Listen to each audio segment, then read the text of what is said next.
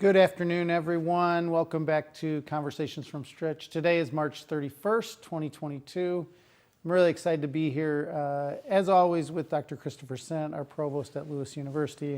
And we're excited to welcome in our guest after we do some initial announcements.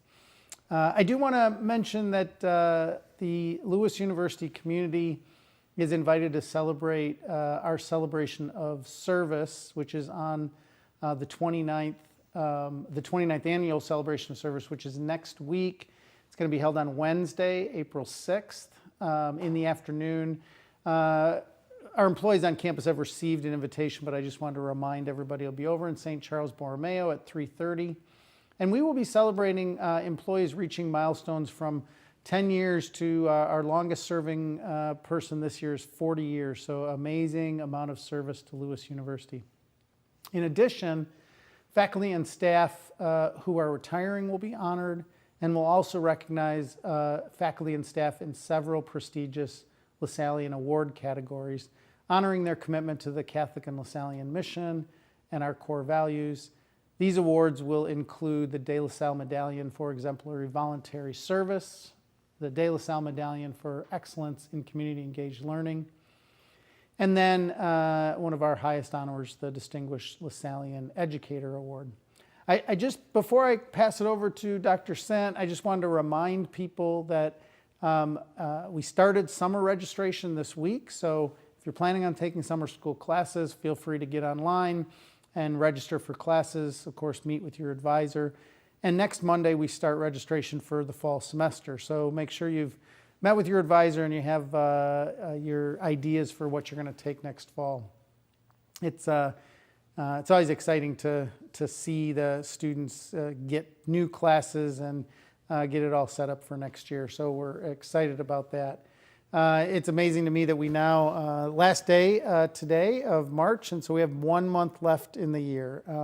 So Chris, with that 1 month left, there's been no shortage of activity both on the faculty and staff front, as well as, of course, on the athletic and activities front. So you have a few announcements about some, great things that are happening both on the faculty and student side. Yes. Hello, everyone. Great to be here.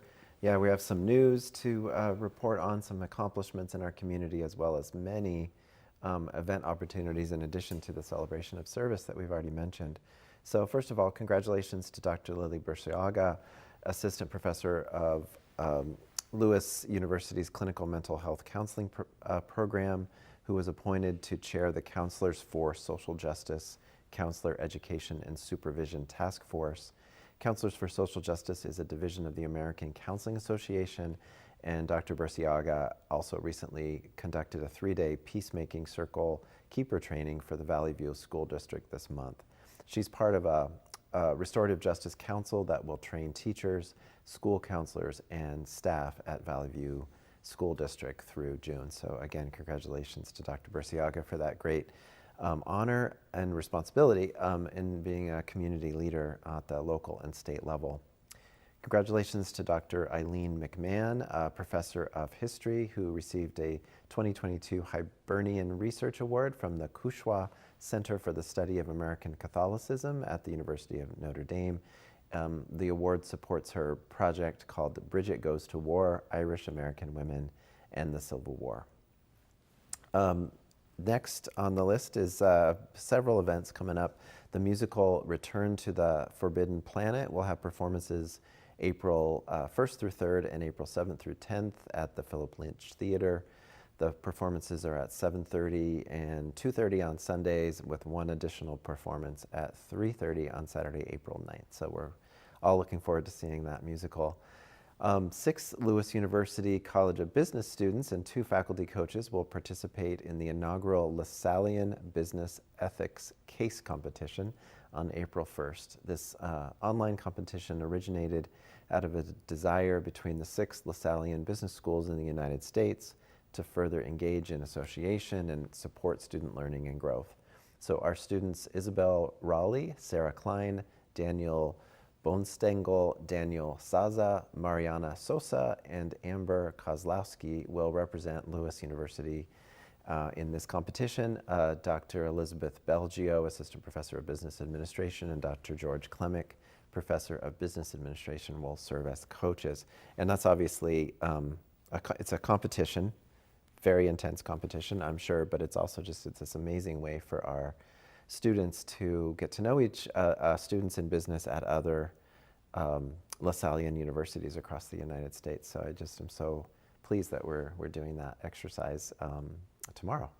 The Social Work Department at Lewis University, in conjunction with the American Foundation of Suicide Prevention, will host the Out of Darkness Suicide Prevention Walk at 10 a.m. April 2nd on the Lewis University campus in Romeoville.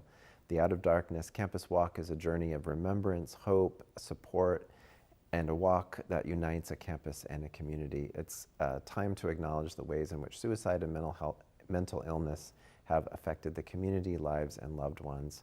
So it's open to anyone who wants to come, and you can register at www.afsp.com/LewisU and spread the word to friends and family. And I'm sure if you Googled Lewis and Suicide Walk, you could also find that registration link for that, which is Saturday morning.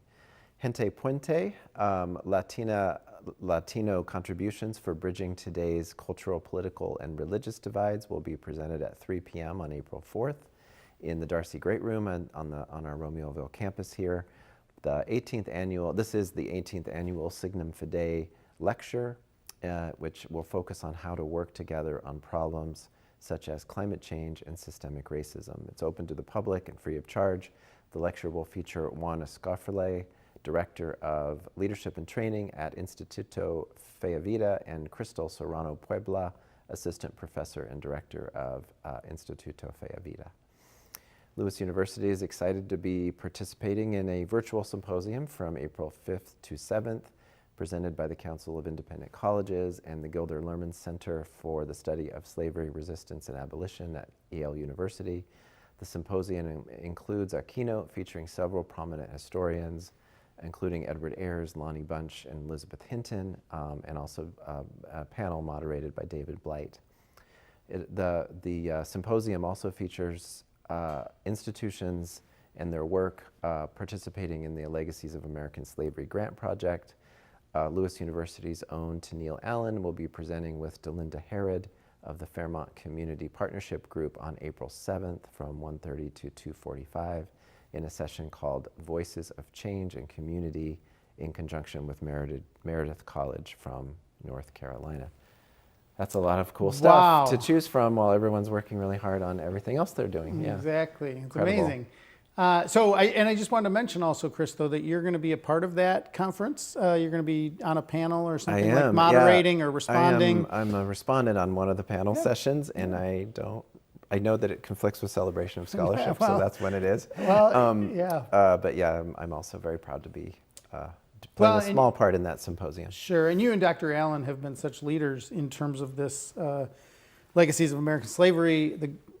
Initially putting the grant proposal together, we were so, honored to receive it and be the one, Midwest University received it. But I think you and Tennille have done a great job of now continuing to push it forward, even in the midst of kind of COVID and online things. But I know we're going to have some events on campus and in our kind of area coming up in the next couple of years. So thanks for all that work. Yeah, we'll be hosting a big conference, a big in-person regional convening in the fall, and we'll have dates for that before the fall is out. And we have a large group of campus leaders, deans, and faculty members and staff who are all working together on this project.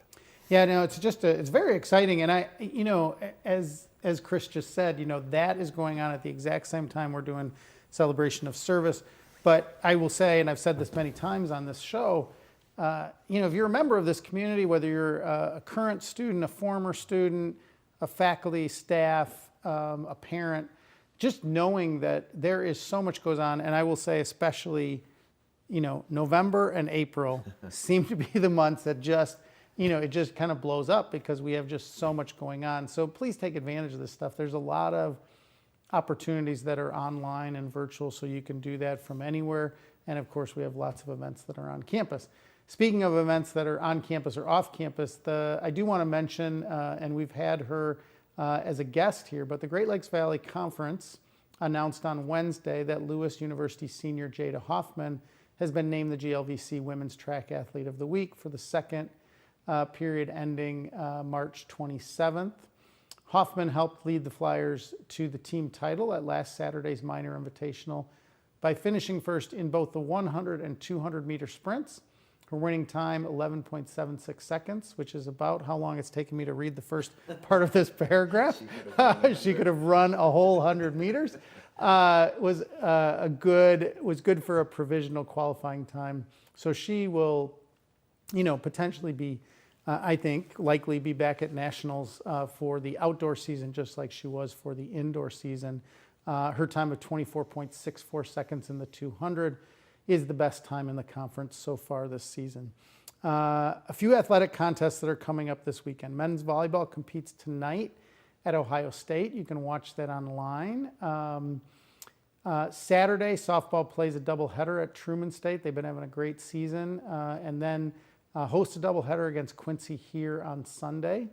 Baseball plays at Missouri S&T tomorrow and Saturday. Women's track and field are back in competition at the Joey Haynes Invitational. We'd love for them to win another trophy this weekend in Missouri. So hopefully that'll go well. Men's lacrosse is hosting Rockhurst tomorrow at 11 a.m. on our campus. And men's and women's tennis compete at the University of Indianapolis Saturday. Women's lacrosse is competing at UIndy as well on Saturday. So there's just a ton going on in terms of athletics, and we're so proud of our students and grateful for our coaches, trainers, administrators over in the athletic world. Absolutely. So we're going to shift gears to some just quick COVID updates. And I think we have some visuals as usual. Our Will County cases per 100,000 as of Tuesday was 62. That's pretty much the same place we've been for several weeks in a row, just still in the orange zone, but just above the green zone. Our positivity ratio is about 2% in the county, and our CDC community level continues to be low. We've had one case in our community last week and 0 so far this week, so it's really, really low, especially in our Lewis University community as a result of the trending downward, but mostly very much so as a result of our community engagement in our mitigation efforts over this long period of time.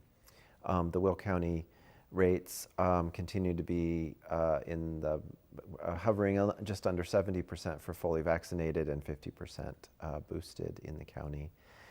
And then not any new policy announcements today. That the face coverings are required only in classrooms, labs, and other specifically identified locations. The booster status update is required. So again, if you have not updated your status to the app, please do so.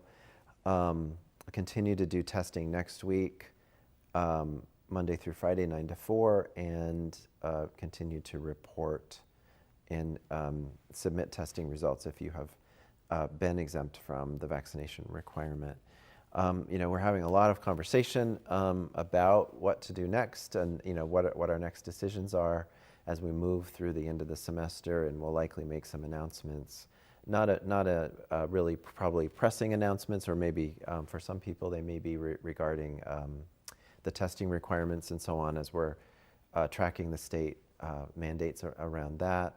But we're also just really the next thing we'll probably be communicating about, probably not today, but maybe tomorrow or Monday, is just more what we're thinking about for the longer term integration of our public health spirit on campus around how we are thinking through face coverings and vaccinations and all those kinds of things. So we'll probably have some announcements about the summer term and the fall term pretty quickly, and just really again thinking through what it's what it's going to be like to live in this new world, I always hesitate about what to call it, post-COVID, or the new normal of health and wellness, which will probably include some some things that we've gotten used to in the last 2 years, but also probably releasing some of the strictures or mitigations that we've had in the community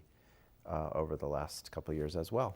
So a couple things. So I was reminded, and I really appreciate this, that I got in front of myself because I guess I thought it was Friday. Maybe that's just wishful thinking, and said tomorrow lacrosse plays here.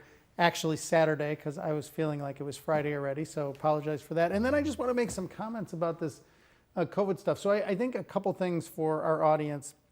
You say this often, but I'll say it right now.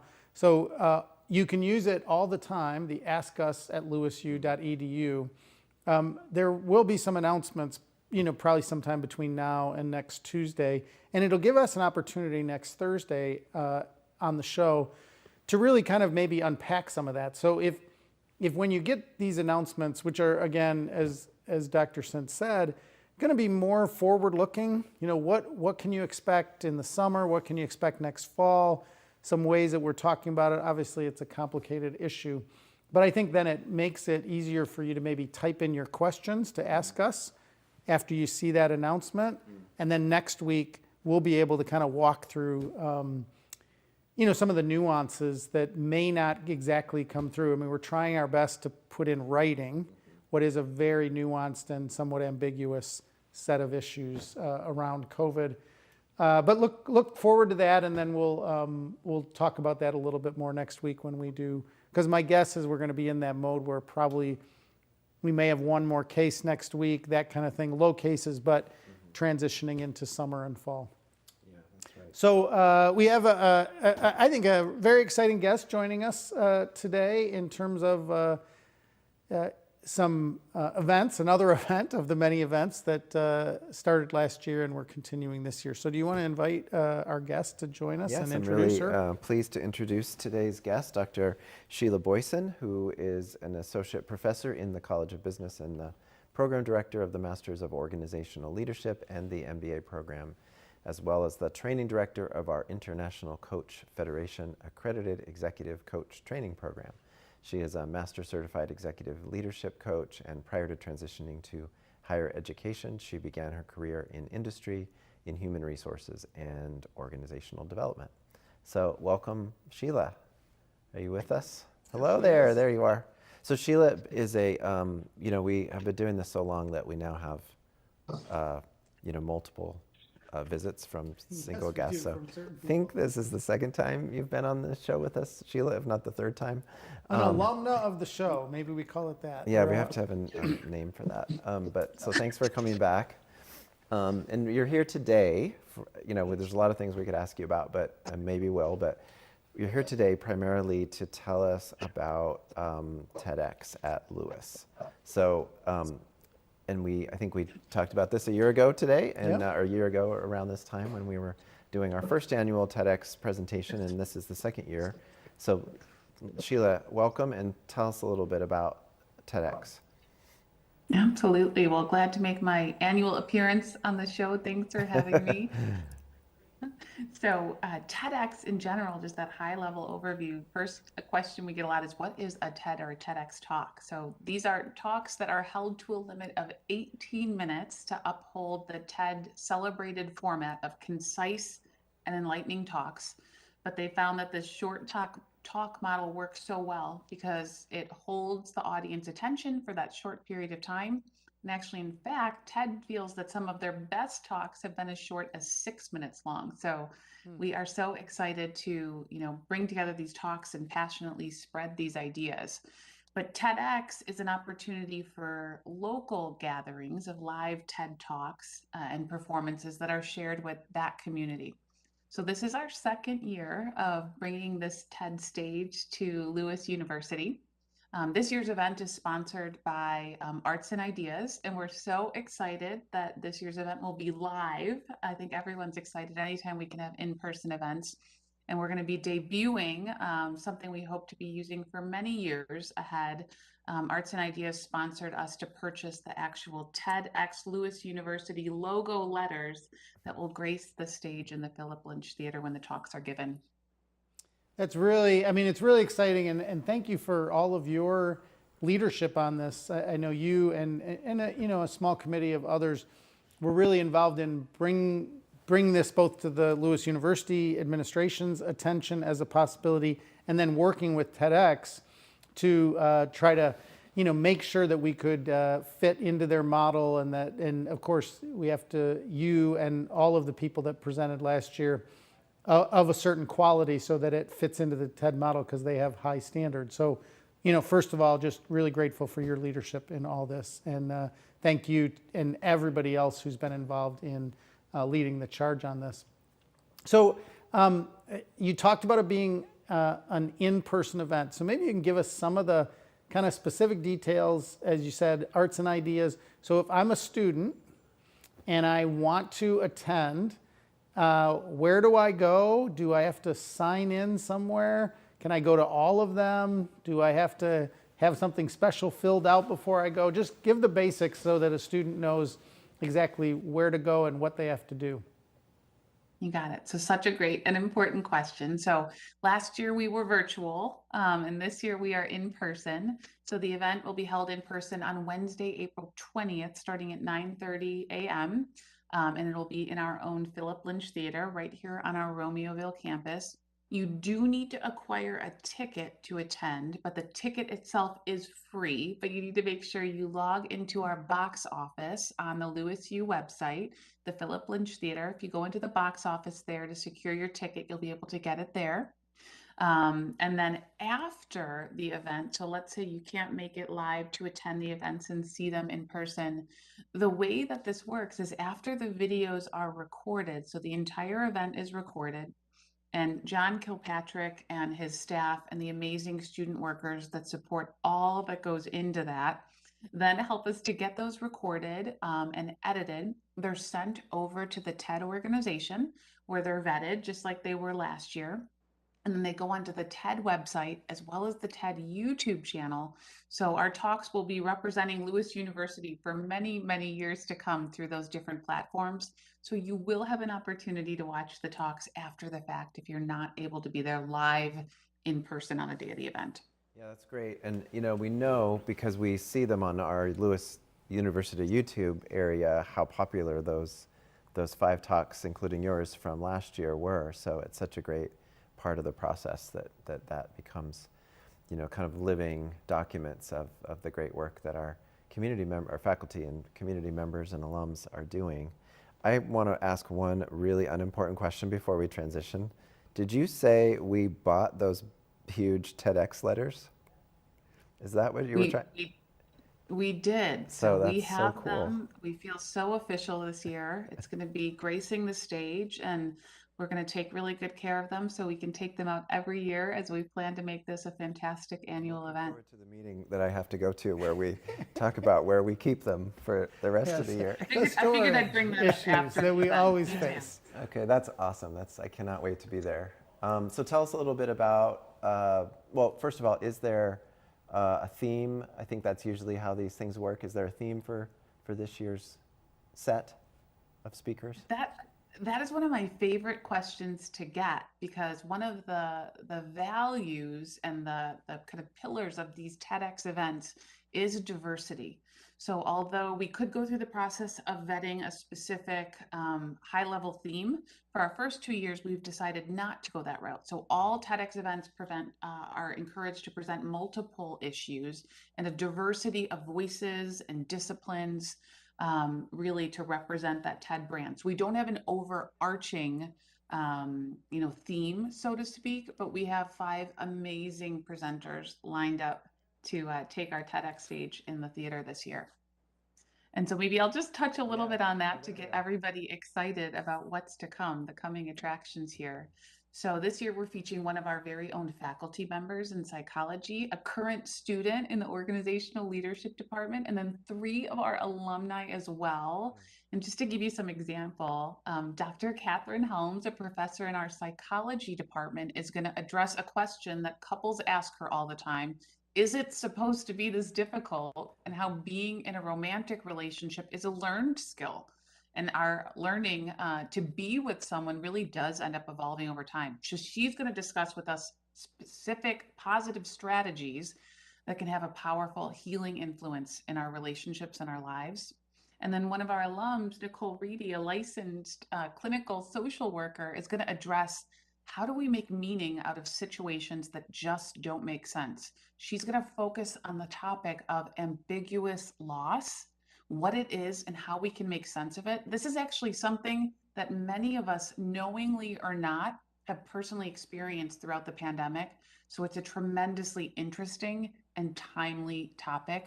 We have three other fantastic speakers who will also be talking to us about the winding road of finding your passion, confronting our own biases, and moving from apathy to empathy when it comes to diversity and inclusion. So that's the coming attractions of our great speakers. lineup, Sheila. I'm excited to be there. I'm looking forward to it. I think that for our students to, in some sense, see their faculty and a fellow student in a very different light, right? They're used to it in this one way in which we kind of do pedagogy and have a syllabus and lay things out. And this is a different way of taking a topic and trying to really condense it down and to make it, as you say, and I think this is what TED Talks really try to do, make it really accessible to the audience in the moment, and they can then dig into it deeper after the fact. But it's almost as if you're, I don't know, I don't want to overstate it, but like, there's a 500-page book on something, and it's the jacket cover version of that 500 pages that excites me, gives me the basics of it and invites me into it, but leaves me with some, I guess, key nuggets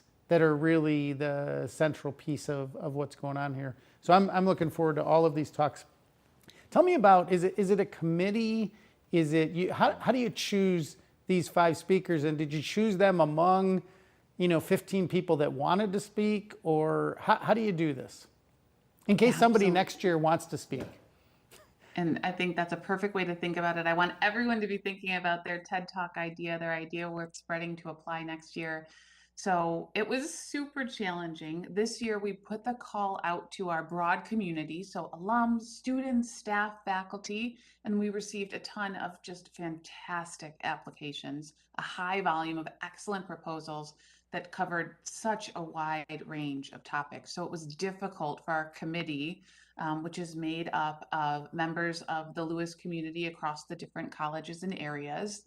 But we ended up using a pretty discerning rubric this year to really focus in on how each idea aligned with the TED motto of those ideas worth spreading.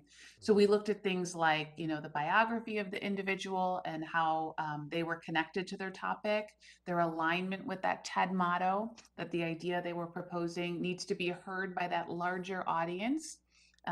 Because it can catalyze positive, lasting change. And then their enthusiasm. So how they conveyed their excitement for the topic and their inspiring ability to present this idea. So that's how we finally did end up settling on the 5. I hope everyone else who wasn't able to make it into our 5 reapplies next year, and others that would like to have this opportunity think about that as well.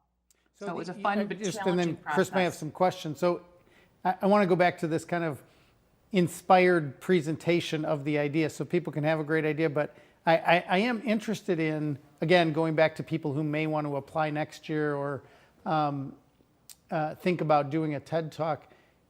Having watched many TED Talks myself, does somebody submit a video to you, or do they submit a written thing? Because it feels like this is such a there's a certain level of presentation that is central to TED. It's not just reading the article. They might write a wonderful article, but they actually have to present it. So do they send you a video, or do you kind of narrow down from 50 to 10 and then ask the 10 that you want to submit a video? How does this work? So we are planning on next year most likely integrating a video. And way back when I initially went through the process of preparing my own TED Talk, I was actually approved or requested to present a TED Talk at a local event in Chicago here right before the pandemic. And the event ended up being canceled as the cases soared. So that's what gave me the idea to say, right now I've gotten to know so many fantastic, amazing faculty members and individuals in our own community. we should have our own event. So that's what led me to apply for the license, the initial conditional license to have a TEDx event. And I thought about, well, if I'm going to, give a TED talk, I'd rather have it be for my own institution and my university than someone else's. So we are going to use a process next year where we most likely will be asking for a video. This year it was more narrative content that we leveraged. So I know that's a big ask to have that enthusiasm come through in paper or in writing. But it was amazing what we received, and that level of enthusiasm, excitement did jump off the page, so to speak, in these applications that we received. But it is a big process, so I don't want to downplay how much work it takes to prepare and the amazing work that these 5 individuals are putting into their talks for this year. But also, part of the spirit of the TED stage is we don't need someone who's a public speaker, someone who's had a ton of training. We'd love to maybe invite folks who might not necessarily have had this opportunity before to give this level of visibility to their idea. So it's balancing a little bit of both, if that makes sense. It does, totally. Yeah, Sheila, that's so interesting, and it's also just so, a side benefit. The main benefit is the incredible learning that people are going to get from these 5 presentations over many, a long period of time. But it's also just an incredible reminder of the diversity and complexity of our alumni base and all these incredible members of our community. It's such a great way to see them in a new light as individuals coming back to share what they've learned in their incredible careers at all levels, at all stages. So you just mentioned that you did this last year, and I just wanted to, for people who are, you just talked a lot about the beginning process, but when you are chosen, how do you prepare? What kind of help do you get? What kind of guidelines get you onto that stage and make you feel comfortable and like you're really doing it the way that was designed to be done? Absolutely. So I can speak a little bit to my personal experience, and that's a question that I get a lot for others who have been invited, and then of course our own speakers coming to our event this year. So the process was a little bit more challenging than I thought. So I had to start by crafting that idea that I wanted to share, and then draft an outline, and finally prepare an actual script. And from there, it was all about fine tuning and memorizing. And so after probably way too much time that I spent Google searching shortcuts to memorizing, I realized there really weren't any quick fixes or magic shortcuts. So I had to put in that work to really get it memorized. And for me personally, my husband and my kids were my audience for many practice sessions. And it turned out to be valuable. Actually, my 6-year-old daughter doled out the most constructive criticism through the process. And a lot of it I did end up integrating. So maybe she's a future TEDx speaker too. But my last step was to create a really image-driven slide, PowerPoint to have behind me to support these ideas from a visual perspective.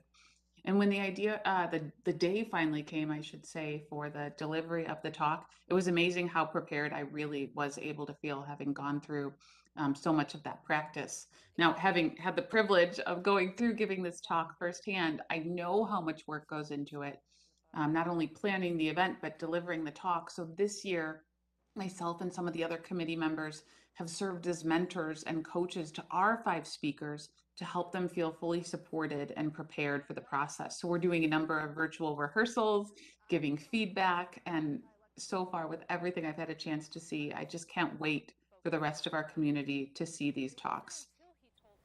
Great. Yeah, I can't wait either. I can't either. No, it's very exciting, Sheila, and your enthusiasm jumps off the screen. So I'm sure people feel that in the room. So thank you so much for joining us. Is there any last minute advice, encouragement, whatever, to either audience or participants that you want to offer today? Yeah, I think I just want to throw out that invitation one more time for everyone who's listening and watching to think about what your TEDx talk topic could be, something that's personally important to you that you're passionate about. If you're excited and passionate about it, there's a good chance that many others will also value that message and get benefit from that. So we're going to plan to put the call for proposals for hopefully what will be our 3rd annual TEDx Lewis University event next year in the late fall before the holiday. And I would just love to see applications come through. That's great. Thank you so much. Any last No. minute comments from you? Thank you, Thank you, Sheila. Chris. Thank you, Sheila, for joining us today. We want to wish everybody a really great rest of the week. I know the weather in the Chicago area is not ideal, but we really are on our way to spring. So these days of cold and rain are just a part of what create for us a really great last month of April. So we wish you well. Many blessings to you and your family. Have a great rest of the week.